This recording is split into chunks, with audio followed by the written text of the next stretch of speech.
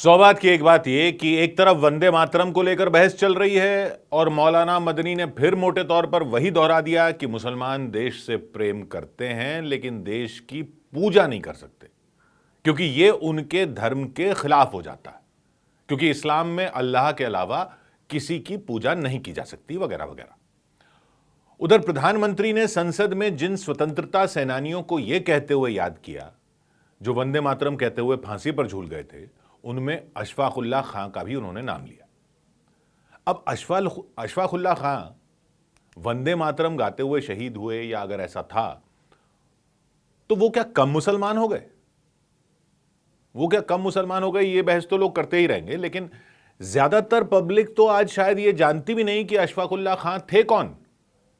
प्रधानमंत्री ने जो नाम लिए वंदे मातरम के 150 साल पर संसद में बोलते हुए, उनमें वो 4 नाम राम प्रसाद बिस्मिल, अशफाकुल्लाह खां, ठाकुर रोशन सिंह और राजेंद्र नाथ लाहिड़ी, ये कौन थे, किस पार्टी के थे?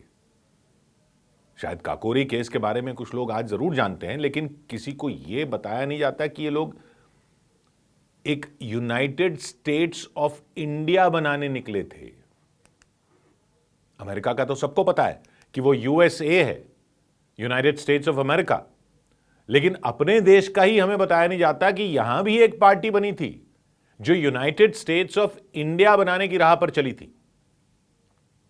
आजादी की लड़ाई की बात करो तो पब्लिक को यह तो पता है कि एक कांग्रेस थी, एक आरएसएस था, एक मुस्लिम लीग थी, एक हिंदू महासभा थी, यह भी शायद कई लोग जानते हैं, और कम्युनिस्ट पार्टी भी बन गई थी। कई लोग यह भी जानते हैं कि सुभाष बोस ने आजाद हिंद फौज बनाई थी। लेकिन बाकी दलों और पार्टियों को भुला दिया गया है।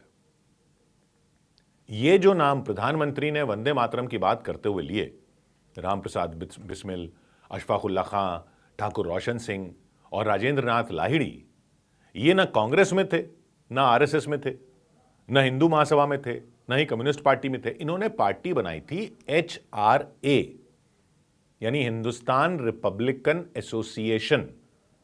हिंदुस्तान सोशलिस्ट रिपब्लिकन एसोसिएशन नहीं, वो तो HSRA थी, जो बाद में चंद्रशेखर आजाद और भगत सिंह ने बनाई थी।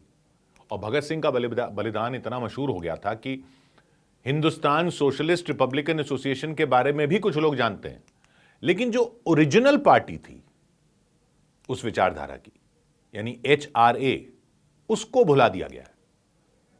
तो यह असल में एक क्रांतिकारी संगठन था जो 1924 में बना, कुछ कहते हैं उससे पहले भी बना था। उस समय भारत अंग्रेजों का गुलाम था।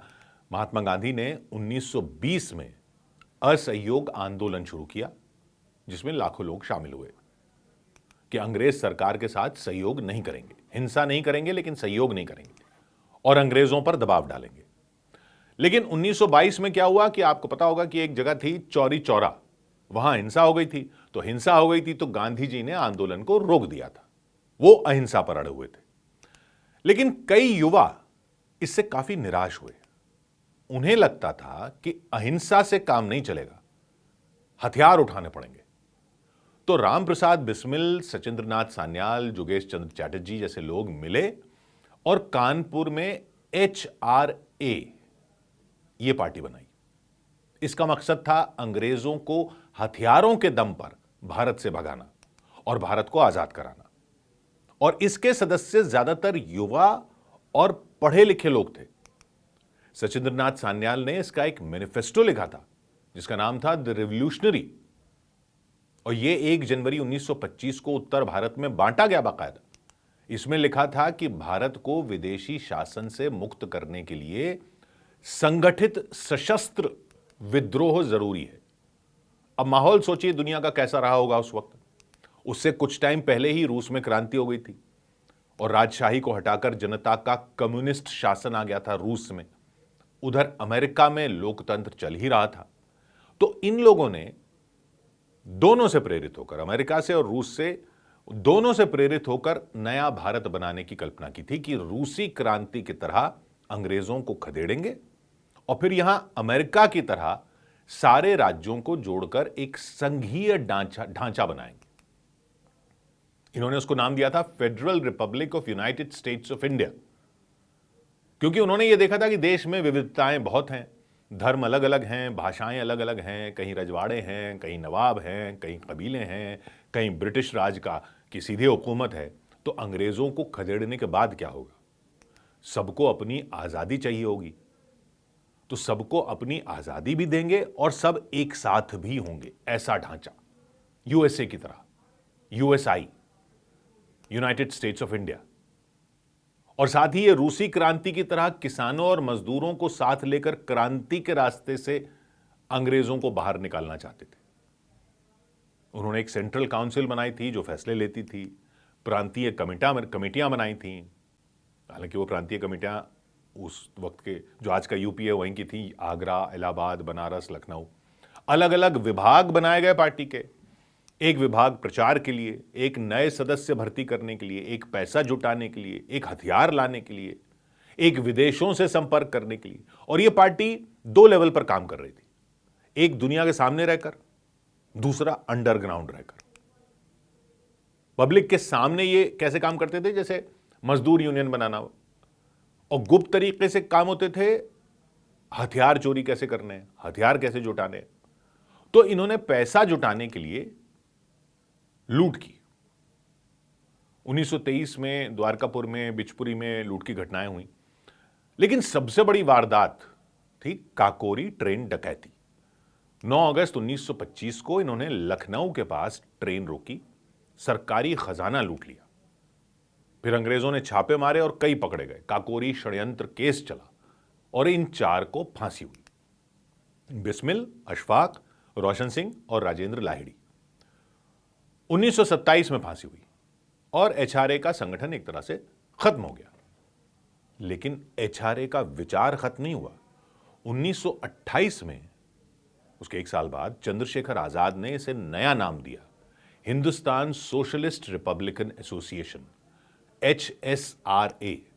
यानी इसमें सोशलिस्ट या समाजवादी नाम में जोड़ दिया गया, क्योंकि लेफ्ट की विचारधारा तब दुनिया में फैलने लगी थी। और भगत सिंह भी इसी HSRA के साथ जुड़े। दिल्ली के फिरोज शाह कोटला में मीटिंग हुई थी, सोशलिस्ट नाम जोड़ा गया, क्योंकि उनकी कल्पना समाजवाद के जरिए गरीबों के लिए असली आजादी लाने की थी। और भगत सिंह और चंद्रशेखर आजाद के किस्से तो बहुत लोग जानते ही हैं कि साइमन कमीशन का विरोध किया, लाला लाजपत राय की मौत का बदला लिया, सॉन्डर्स को मारा, असेंबली में बम फेंका। फिर भगत सिंह, सुखदेव और राजगुरु को फांसी हो गई। चंद्रशेखर आजाद पुलिस मुठभेड़ में शहीद हो गए। लेकिन जहां से यह विचारधारा शुरू हुई थी, उसको वंदे मातरम के बहाने ही सही आप जान तो लो। वो भी तो हमारा इतिहास है कि एक एचआरए पार्टी भी थी। वो अगर सफल हुई होती तो एक federal Republic of United states of India बनाती। कोई मसले अगर उस तरह का ढांचा होता तो कश्मीर मसला क्या होता? जो अलग अलग राज्यों के अलग अलग आज भाषा की बात हो रही है, इसकी बात हो रही है, वो सब उसमें सम्मिलित होता। उनका नजरिया था कि ये प्रॉब्लम ही नहीं आएगी। हिंदू मुसलमान की बात ही नहीं थी उस पार्टी में, भारत पाकिस्तान का झगड़ा ही नहीं था। राम प्रसाद बिस्मिल और अशफाकुल्ला खां की दोस्ती ही सबके लिए मिसाल थी।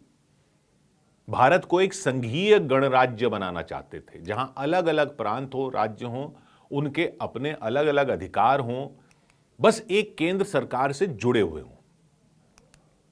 सबको वोट के समान अधिकार की बात उन्होंने अपने मैनिफेस्टो में लिखी थी। कब लिखी थी?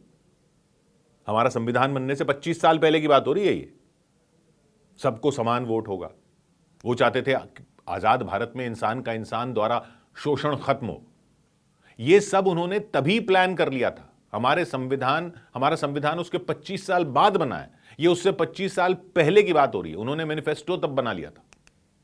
रेलवे, परिवहन, संचार, खदानें, बड़े उद्योग जैसे स्टील और जहाज बनाने वाले उद्योग, वो चाहते थे कि राष्ट्र की संपत्ति हो, जैसे उस वक्त रूस में हुआ था क्रांति के बाद।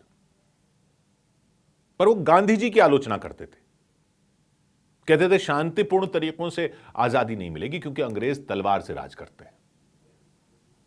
तो वो गांधी जी की आलोचना करते थे, तो क्या उनकी पार्टी को याद भी नहीं करना चाहिए? एचआरए के लोग सपने देखते थे एक ऐसे भारत के जहां सब बराबर हों, कोई शोषण न हो, संघीय ढांचा हो, सबकी अपनी अलग अलग आज़ादी हो हर प्रांत की, लेकिन सब जुड़े हुए हों। यूनाइटेड स्टेट्स ऑफ इंडिया मतलब एक मजबूत संघ जहां राज्य अपनी आज़ादी रखें लेकिन देश एक हो। प्रधानमंत्री ने उनका नाम लिया वंदे मातरम की बात करते हुए।